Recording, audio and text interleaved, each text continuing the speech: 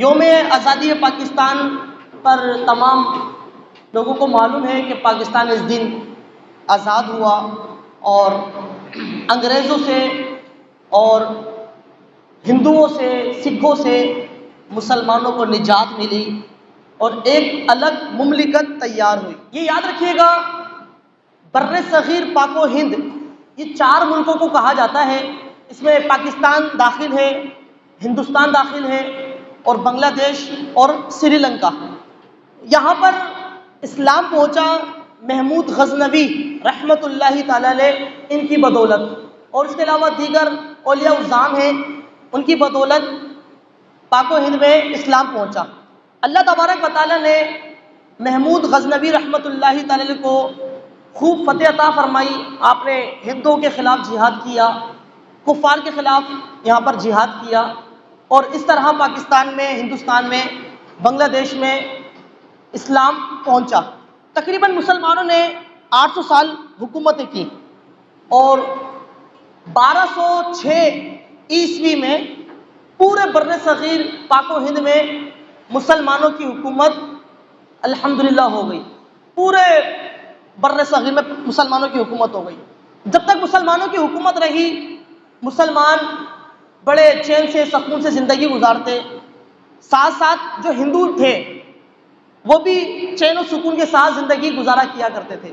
جب اورنگزیب عالمگیر کا وصال ہوا 1707 میں، ابھی 2023 چل رہا ہے، مسلمان حکومت کمزور پڑ گئی۔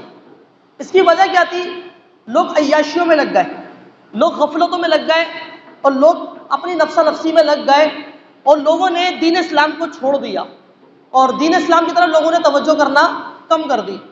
تو اسی کی وجہ سے مسلمانوں کے دلوں سے خوف خدا جا چکا تھا، عشق مصطفیٰ علیہ الصلوۃ والسلام جا چکا تھا، اور جذبہ جہاد یہ لوگوں کے دلوں سے ختم ہو چکا تھا۔ تو اس بنا پر انگریز نے بڑی چالاکی اور مکاری کے ساتھ پاک و ہند میں قبضہ جمانے کی کوشش کری۔ تجارت کی غرض سے برطانیہ سے لوگ آئے اور تجارت کے بہانے یہاں پر بر صغیر پاک و ہند میں آئے اور انہوں نے تجارت کرنا شروع کر دی۔ جب 1757 آیا تو پورے بنگال میں انگریز نے حکومت کر لی۔ اس کی وجہ وہی، چونکہ مسلمانوں کی جو ایک قوی ایک حکومت تھی، مسلمانوں کی ایک طاقت تھی، وہ ٹوٹ گئی تھی اورنگزیب عالمگیر کے وصال کے بعد، اور مسلمان بڑے کمزور پڑ گئے تھے، اور اس کی وجہ وہی عیاشیوں میں لگ جانا۔ مسلمانوں کے جو امیر تھے ٹیپو سلطان، ان کے والد صاحب حیدر علی، آپ 1782 عیسوی میں آپ شہید ہوئے۔ تقریباً 17 سال تک ٹیپو سلطان انگریزوں کے ساتھ لڑتے رہے، حتیٰ کہ چند غداروں کی غداری کی وجہ سے آپ کو حراست میں لے لیا گیا اور دھوکہ دہی کے ساتھ آپ کو شہید کر دیا گیا۔ جو آپ کے لوگ تھے وہی آپ کے مخالف ہو گئے، نعوذ باللہ، انگریزوں کے ساتھ مل گئے وہ لوگ۔ اور ٹیپو سلطان رحمۃ اللہ تعالی علیہ جب آپ جنگ کر رہے تھے انگریز کے خلاف، تو نزع کی تکلیف تھی، نزع کا عالم تھا۔ نزع کے عالم میں بھی آپ نے تلوار تھامے رکھی تھی، اور اس وقت بھی آپ انگریز کے خلاف لڑ رہے تھے، اور جب آپ کا وصال پر ملال ہوا تو پھر آپ کی زبان پر ایک جملہ تھا، وہ یہ تھا کہ شیر کی 1 دن کی زندگی گیدڑ کی 100 سالہ زندگی سے بہتر ہے۔ سبحان اللہ، سبحان اللہ۔ جب ٹیپو سلطان رحمۃ اللہ علیہ کا وصال ہوا تو انگریزوں نے مزید قبضہ جمانا شروع کر دیا۔ اللہ تبارک و تعالیٰ کہ ایک بڑے خاص بندے جن کو لوگ آج بھول چکے ہیں، اور جنہوں نے آزادی کے متعلق سب سے پہلا فتویٰ دیا اور سب سے پہلی بنیاد رکھی، اہل سنت کے امام، ان کا نام ہے حضرت علامہ مولانا فضل حق خیرآبادی رحمۃ اللہ تعالی علیہ۔ سبحان اللہ۔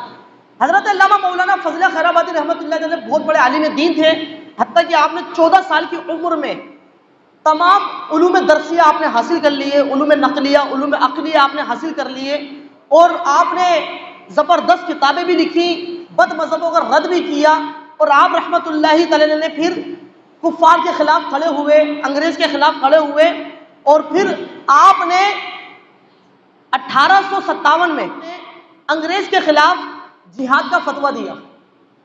جب آپ نے جہاد کا فتویٰ دیا تو علماء کرام، جو اس وقت کے علماء کرام تھے، ان سب نے اس کی تصدیق کری۔ تصدیق کرنے کے بعد مسلمانوں کے بچے بچے میں، بڑے بڑے میں، کیا خواتین، کیا مرد، کیا چھوٹے کیا بڑے، ان سب میں بس ایک ہی جذبہ بیدار ہو گیا کہ بس اب انگریز کو یہاں سے نکالنا ہے اور کفار کے خلاف جہاد کرنا ہے۔ انگریز کو یہاں سے نکالنا ہے، کفار کے خلاف جہاد کرنا ہے، کیونکہ بر صغیر پاک و ہند میں مسلمانوں کے ساتھ ساتھ ہندو بھی تھے، اور ہندو اکثریت میں تھے اور مسلمان اقلیت میں تھے، مگر دونوں پریشان تھے، مسلمان بھی پریشان تھے اور ہندو بھی پریشان تھے۔ فضل خیر آبادی رحمۃ اللہ تعالی نے یہ فتویٰ جاری فرمایا۔ آپ کا فتویٰ جاری کرنا تھا، پورے ہندوستان میں تہلکہ مچ گیا اور ہر جگہ لوگوں نے جو ہے انگریز کے خلاف آواز اٹھانا شروع کر دی۔ اسی دوران انگریزوں نے کئی علماء اہل سنت کو لیا اور آپ کی گردنیں اڑا دی۔ علماء اہل سنت کو لے کر شہید کر دیا گیا، علماء اسلام کو لے کر شہید کر دیا گیا۔ حضرت علامہ مولانا فضل خیر آبادی رحمۃ اللہ تعالی علیہ لوگوں کی تربیت کرتے تھے کیمپوں میں، کبھی یہ شہر، کبھی وہ شہر، کبھی فلاں شہر، ان شہروں کا دورہ کیا کرتے تھے اور لوگوں میں ایک تحریک بیدار کیا کرتے تھے۔ ہوا یہ میرے پیارے بھائیوں کہ حضرت علامہ مولانا فضل خیر آبادی رحمۃ اللہ تعالی علیہ نے جب فتویٰ دیا، لوگوں نے نام تو سن رکھا تھا حضرت علامہ فضل خیر آبادی ہیں، مگر یہ نہیں پتا تھا تھے کون یہ، کیونکہ اس وقت تو نیٹ کا دور تھا ہی نہیں کہ فوراً لوگوں کے ذہن میں تصویر آ جائے۔ بھائی یہ سنا ہے بھائی علامہ فضل خیر آبادی، اب یہ نہیں پتا کون ہے کون۔ تو آپ رحمۃ اللہ تعالی نے زندگی بسر کر رہے تھے، تو ملکہ وکٹوریہ جو کہ برطانوی ملکہ وکٹوریہ تھی، اس نے یہ حکم جاری کر دیا کہ جتنے بھی ناموس والے ہیں اور جتنے بھی اسلام کے پہرے دار ہیں، ہم نے ان سب کو معاف کر دیا۔ حضرت علامہ مولانا فضل خیر آبادی رحمۃ اللہ تعالی نے خیر الآباد میں رہا کرتے تھے، تو جب آپ نے یہ بات سنی تو پھر آپ لوگوں میں سر عام آنا شروع ہو گئے۔ تو ایک مخبر نے خبر دی، گورنمنٹ کے ادارے کے سپاہی لوگ آئے، انہوں نے فضل خیر آبادی رحمۃ اللہ کو لیا اور جج کے سامنے پیش کر دیا۔ اچھا، جج جو تھا وہ حضرت علامہ فضل خیر آبادی رحمۃ اللہ سے بڑے متاثر تھا، اور جو گواہان تھے وہ بھی آپ سے بڑے متاثر تھے، کیونکہ آپ کا علمی کام بڑا پیارا تھا۔ گواہ نے بچاتے ہوئے کہا جن کو آپ فضل خیر آبادی تصور کر رہے ہیں یہ وہ نہیں ہے۔ جج نے بھی کہا کہ یہ فضل خیر آبادی نہیں ہے، یہ وہ علامہ صاحب نہیں ہے، وہ کوئی اور ہے۔ آپ نے ان کو بچانا چاہا تو فضل خیر آبادی رحمۃ اللہ کا بیان لیا گیا، تو آپ نے کہا یہ جو کہہ رہے ہیں یہ غلط کہہ رہے ہیں، بلکہ میں ہی فضل خیر آبادی ہوں۔ آئے ہائے ہے، لہذا جو سزا دینی ہے دے دو، میں اس کے لیے تیار ہوں، میں اس کے لیے تیار ہوں۔ سبحان اللہ۔ بالآخر برطانوی حکومت نے آپ کو کالے پانی کی سزا دی، یعنی ملک سے دور رکھا جائے گا، نہ آپ کو پانی دیا جائے گا، نہ کھانے کو دیا جائے گا، یہ بھی ایک سزا۔ آپ کے بیٹے حضرت علامہ مولانا شمس الحق اور دوسرے بیٹے حضرت عبدالحق، آپ دونوں نے اپنے والد صاحب کا مقدمہ لڑا اور 4 سال تک مقدمہ لڑا۔ جب بہرحال آپ کو رہائی کا پروانہ ملا کہ اب آپ کے والد صاحب رہا ہو جائیں گے، تو جب آپ گئے اپنے والد صاحب کو لینے کے لیے تو وہاں پر آپ نے دیکھا کہ کچھ لوگ جو ہے نماز پڑھ رہے ہیں، نماز جنازہ۔ تو آپ نے پوچھا یہ کس کا جنازہ ہے؟ تو کہا یہ علامہ فضل خیر آبادی کا جنازہ ہے۔ اللہ اکبر۔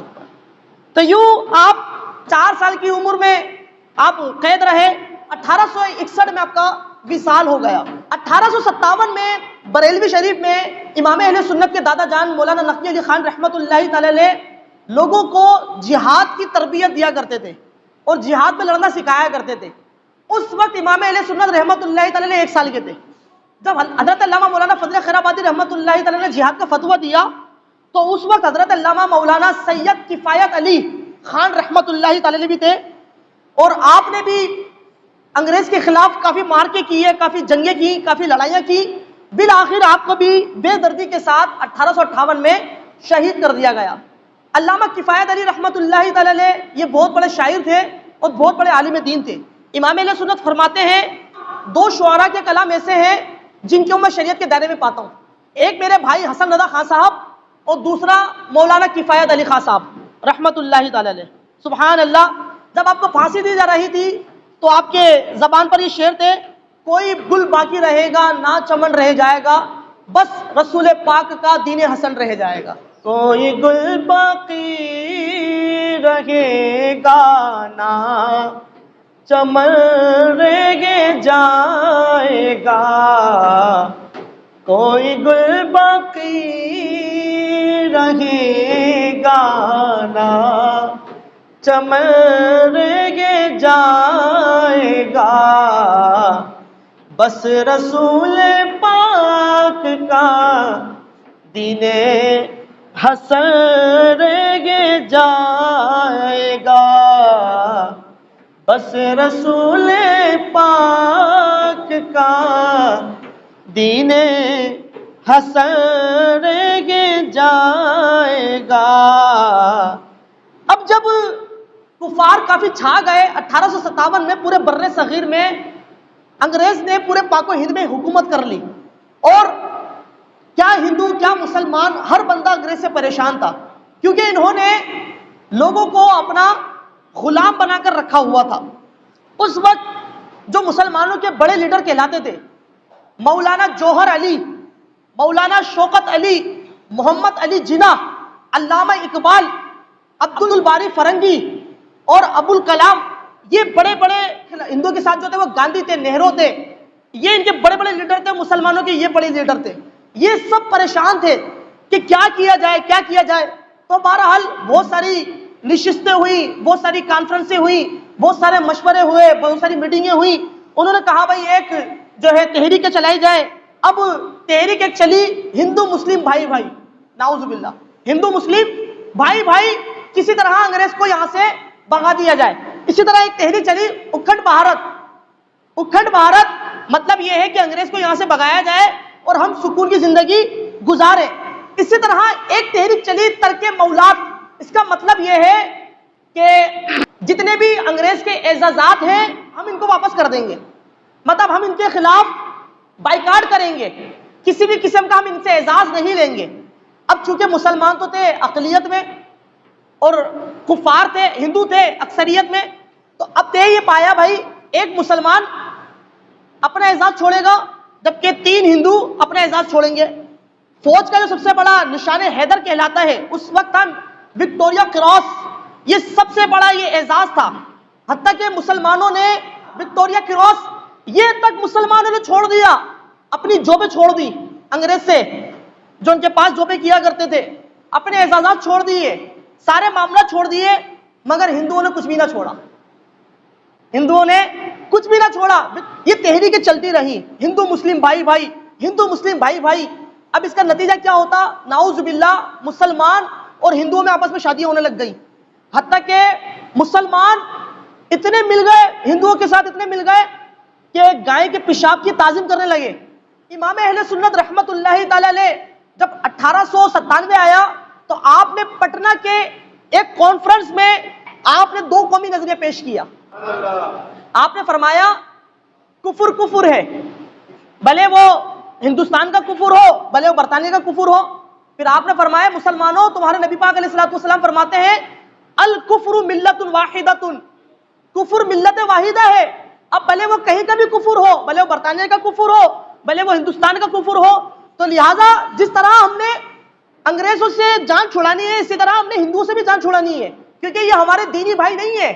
اگرچہ دنیاوی طور پر یہ تم پر احسان کر دے، اولاً تو ہندو بھی مسلمانوں کے خلاف تھے، کیونکہ ہندو لوگ یہ چاہتے تھے کہ کسی طرح ہم مسلمانوں کے ساتھ مل کر انگریز کو دور کر دیں اور پورے ہندوستان پر حکومت کریں، پورے ہندوستان پر حکومت کریں۔ گاندھی نہرو کی ان کی یہی سوچیں تھی، ان کی یہی فکریں تھی۔ پھر الہ آباد میں علامہ اقبال نے 1921 میں ایک نظریہ پیش کیا، کہا کہ میرا ذہن یہ کام کرتا ہے کہ ہندوؤں کا ایک الگ ملک ہونا چاہیے اور مسلمانوں کا ایک الگ ملک ہونا چاہیے۔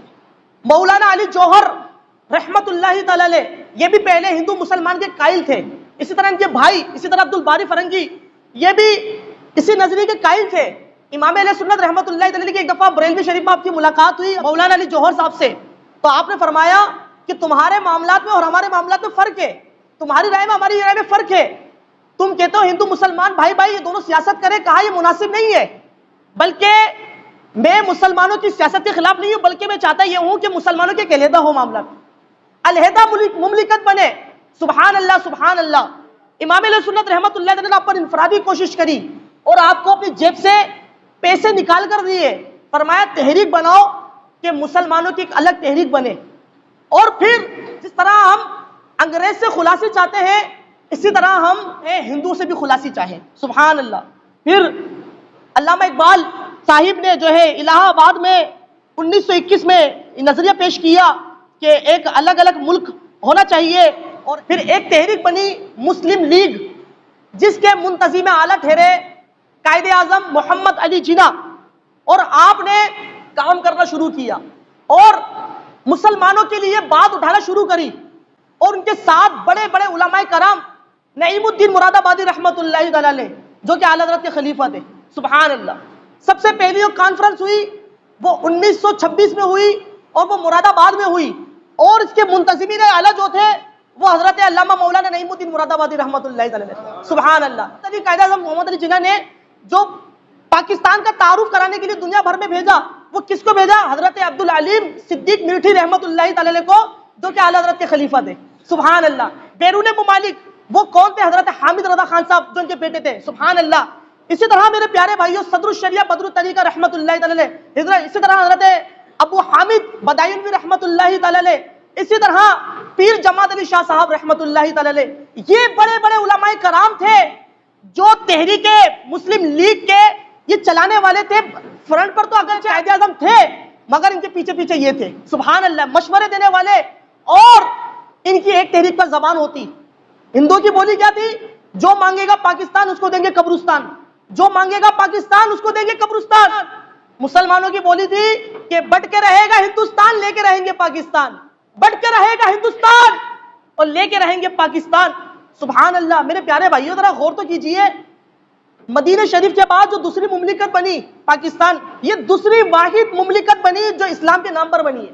1400 سال کے عرصے میں جو بنی ہے مملکت وہ ملک پاکستان بنی ہے.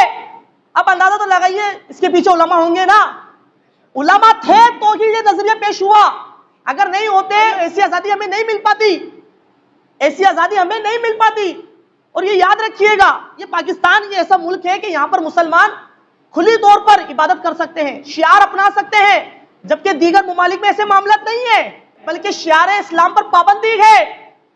وہاں پر بسا اوقات جانیں محفوظ نہیں رہ پاتی، وہاں پر بسا اوقات مال محفوظ نہیں رہ پاتا، ایمان محفوظ نہیں رہ پاتا. یہ پاکستان ہے جہاں پر الحمدللہ ہم کھل کر عبادت کر لیتے ہیں. اور میں آپ کو ایک اور بڑی پیاری بات عرض کروں، نبی پاک علیہ الصلوۃ والسلام کے جو قدم مبارک ہیں، نبی پاک علیہ الصلوۃ والسلام آرام فرما رہے ہیں، نبی پاک علیہ الصلوۃ والسلام کے جو قدم مبارک ہے وہ پاکستان کی جانب ہے. تیرے قدموں میں جو ہے غیر کا منہ کیا دیکھے، کون نظروں پہ چڑھے دیکھ کے طلبہ تیرا. سبحان اللہ. کس چیز کی کمی ہے مولا تیری گلی میں، دنیا تیری گلی میں، عقبہ تیری گلی میں. تخت سکندری پر وہ تھوکتے نہیں ہیں، بستر لگا ہو جس کا مولا تیری گلی میں. قائد اعظم محمد علی جناح ایک دفعہ خطاب فرما رہے تھے تو آپ سے کسی نے پوچھا تم پاکستان کی بات کرتے ہو، یہ بتاؤ پاکستان میں کون سا قانون ہوگا اور کس تحت بنانا چاہتے ہو پاکستان کو؟ تو کہا ہم نے کوئی دوسرا قانون بنانے کی ہمیں کوئی ضرورت نہیں ہے، دوسرا ہمیں آئین بنانے کی کوئی ضرورت نہیں ہے. یہ قرآن پاک آپ نے اٹھایا، کہا قرآن پاک کے اندر سارے قوانین موجود ہیں، کہا قرآن پاک کے اندر سارے کے سارے قوانین موجود ہیں. شاعر مشرق علامہ اقبال ڈاکٹر صاحب کہتے ہیں منزل سے بڑھ کر آگے منزل تلاش کر، مل جائے تجھ کو دریا تو سمندر تلاش کر. ہر شیشہ ٹوٹ جاتا ہے پتھر کی چوٹ سے، پتھر ہی ٹوٹ جائے وہ شیشہ تلاش کر. سجدوں سے تیرے کیا ہوا، صدیاں گزر گئی دنیا تیری بدلتے، وہ سجدہ تلاش کر. گھٹنے ٹکائے سر کو جھکایا ہوا کیوں، ظالم کا سر اڑا دے وہ جذبہ تلاش کر. قاتل ہی بن چکا ہے منصف ہمارا، اب قاتل کو قتل کر دے وہ قاتل تلاش کر. ایمان لٹ رہا ہے رہزن کے ہاتھوں سے، ایمان تیرا بچا لے وہ رہبر تلاش کر. ایمان تیرا بچا لے وہ رہبر تلاش کر. بہت ساری کانفرنسیں ہوئی، تقریباً انگریز نے 150 سال لگائے بر صغیر پاک و ہند میں حکومت جمانے کے لیے، اور 100 سال تک تقریباً بر صغیر پاک و ہند میں انگریز نے حکومت کی. اب اندازہ تو لگائیے میرے پیارے بھائیوں، تقریباً 90 سال کی محنتیں ہیں پاکستان بننے میں. اور آپ کو پتا ہے جب پاکستان جب بننے لگا، جب اس کا اعلانات ہونے لگے، جب اس کا نام تجویز ہو گیا 1933 میں، تو مسلمانوں پر انتہائی تشدد شروع ہو گیا. سکھوں نے تشدد شروع کر دیا، ہندوؤں نے تشدد شروع کر دیا، کیونکہ وہ نہیں چاہتے تھے کہ مسلمانوں کی ایک الگ مملکت بنے. الگ ان کا ملک بنے. وہ یہ چاہتے تھے کہ یہ ہمارے زیر تحت رہیں یہ, کیونکہ ہم اکثریت میں ہیں اور یہ اقلیت میں ہے, یہ اقلیت میں ہے. کتابوں میں لکھا ہے کہ پاکستان بننے میں تقریباً 20 لاکھ مسلمانوں کی جانیں گئی ہیں, 20 لاکھ کے قریب. سکھوں نے, ہندوؤں نے جب پاکستان بن رہا تھا, ہجرت کے مواقع تھے, تو چھوٹے چھوٹے بچوں کے ٹکڑے کر دیے, ان کی گردنیں اڑا دی, چھوٹی چھوٹی بچیوں تو ان کو چیڑ دیا, اور نعوذ باللہ مسجد کے اندر سور چھوڑ دیا کرتے تھے, مسجدوں کے اندر جانور چھوڑ دیا کرتے تھے, اور تقریباً 1 کروڑ 20 لاکھ کے قریب لوگوں نے ہجرت کری, جو کتابوں میں لکھا ہے 1 کروڑ 20 لاکھ کے قریب. تو میرے پیارے بھائیوں, یہ ہمیں بڑی قربانیوں کے ساتھ ملا ہے. ہمیں چاہیے اس کے اوپر ہم اللہ پاک کا شکر ادا کریں. یہ تو الحمدللہ میں بیٹے بیٹے مل گیا, ورنہ پہلے ایسی سہولتیں نہیں تھی. آج تو الحمدللہ بہت ساری سہولیات ہیں. ہم سب سے بڑی بات یہ ہے میرے پیارے بھائیوں, ہم عبادت کھل کر کر سکتے ہیں. سب سے بڑی بات یہ ہے, اپنا ایمان فوری طور پر ظاہر کر سکتے ہیں, ورنہ دیگر ممالک میں ایسا نہیں ہے. اور یہ یاد رکھیے گا, اللہ تبارک و تعالیٰ کی دی ہوئی نعمتوں کی قدر نہ کی جائے تو اللہ تبارک و تعالیٰ نعمتیں چھین لیتا ہے. یہ یاد رکھیے گا, جس کے پاس زیادہ نعمتیں ہیں اس سے حسابت نہیں ہونا ہے. تو اللہ پاک کا شکر ادا کریں, شکرانے میں 2 رکعت نفل پڑھیں, اور جو برائیاں ہیں برائیوں کو دور کیا جائے. اپنے گھر کو بھی کوئی برا بھلا کہتا ہے کیا بھائی؟ اگر آپ نے اچھا گھر دیکھ لیا تو اس کا مطلب یہ کوئی کہ آپ اپنے گھر کو برا بھلا کہو گے. تو اسی طرح ہمارا ملک پاکستان ہے, جیسا ہی ہمارا ہی ہے, الحمدللہ ہمارا اپنے ہی ہے. اور اگر کوئی برائی ہے تو اس کو چھپائی جائے. اپنی گھر کی برائی کو کون ظاہر کرتا ہے بھائی؟ اپنی بارات کو کون خراب کرتا ہے؟ تو یہ ہمارا ملک ہے, یہ ہمارے علماء اہل سنت نے بنایا ہے, یہ ہمارے مخلصین نے بنایا ہے. سبحان اللہ سبحان اللہ. پاکستان کا مطلب کیا؟ کون ہمارے رہنما؟ محمد الرسول اللہ صلی اللہ تعالی علیہ وسلم.